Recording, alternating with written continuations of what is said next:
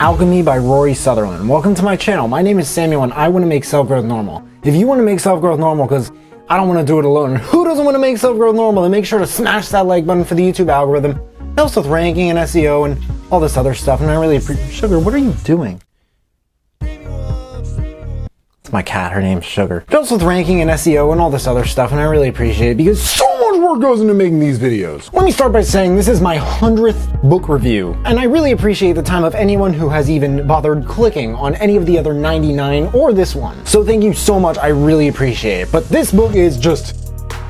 it's strange, okay? It's magical, like its title may suggest. It reminds me of my favorite book ever, Think and Grow Rich by Napoleon Hill, because of its description of using non-tangible ideas and principles toward the accomplishment of a definite chief aim. That and a book I somehow find myself coming back to again and again in these reviews, The Black Swan by Nassim Taleb. Strange book about a lot of different things, honestly. Now I need to be particularly honest with you guys about something. Two realms of thought I found myself drifting in between while listening to this book I'll talk about. One of them is bad, the other one's good, and obviously they both disagree with each other, so bear with me. I'll start with the bad one. Since I always write these reviews by the word, and up until this point it was hard to admit to myself, the little thinker in me is like, I don't want my audience to think I'm dumb. But it occurred to me that it doesn't matter that they think I'm smart nearly as much as it does that they know I'm human. It's just that at many points I found this book difficult to keep up with. It hopped around in what seemed like many different places, different corners, alleyways if you will, and the different topics that seemed like lots of ways they don't really have anything to do with each other. And when I listen to books like this in this light, it makes me kind of question myself. Like, is it the author and how clearly they are able to articulate the topic? How they organized it? Why was it hard for me to keep up with? Is it the topic in general? Because that alone is kind of hard to keep up with. It's a weird topic. Pretty cool, but it's weird. Maybe it's all of them and more, each reason to some degree. With the Black Swan comparison, like this does have many moments that don't really seem like they have that much to do with the overall purpose of this book, although this book is much shorter than Black Swan. This isn't to say that it doesn't make valid points, and the author, his approach to the topic is not well backed. I mean, he has been doing this for years. He runs a company that was founded by David Ogilvy, one of the fathers of copyright. For those unfamiliar with copyright, I'll put it this way. That's a big deal. But if this is a book where I found myself wondering, is the book unfocused or am I unfocused? What's the problem here?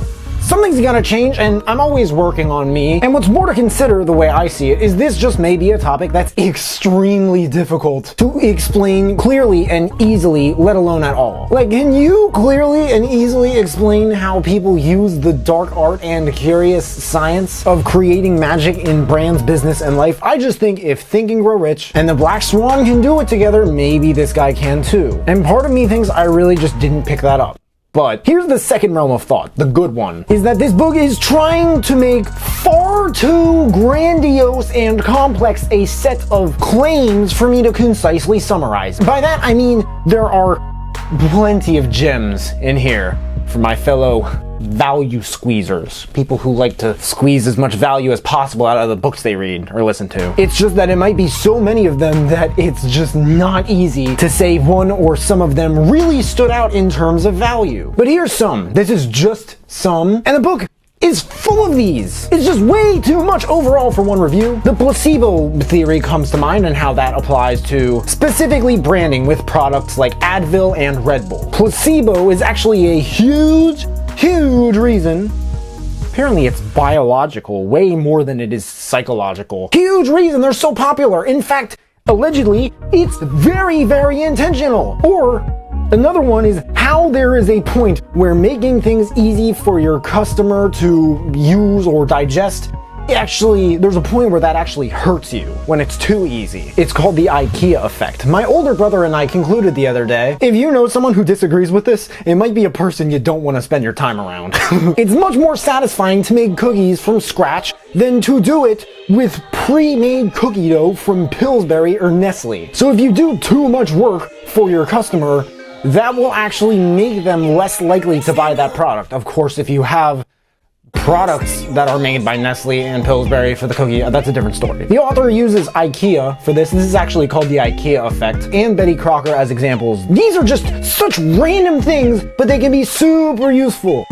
I don't remember the last time I listened to a book where I found myself drifting between two very good and very bad realms of thought, taking my viewers from one end of the spectrum to the other and just being like, well, here it is, here's the book. Quotes. In theory, you can never use too much logic, but in practice, you can. If economics isn't behavioral, I don't know what the hell is. The opposite of a good idea can be a good idea. People don't think what they feel, they don't say what they think, and they don't do what they say. Find one or two things your boss is rubbish at and be quite good at them. Complementary talent in a business is often far more valuable than conformist talent. Success is rarely scientific. Even in science, there is more money in adjectives than nouns. The nature of our attention affects the nature of our experience. Direction 1. I recommend this book for anyone who thinks business is just psychology and numbers, and that there's not that much of a super intangible force or perhaps magic that goes into the grand scheme of a business or the economy in general, or someone who thinks the opposite but is kind of curious to learn a little bit more about that. Direction 2. If you like this book, at this point, anyone who has seen all of my reviews and has not checked out Think and Grow Rich, either you live under a rock or, I don't know, I'm convinced that you probably just don't exist. That and 1000% check out The Black Swan by Nassim Taleb. Very, very, very eye-opening ideas in that book.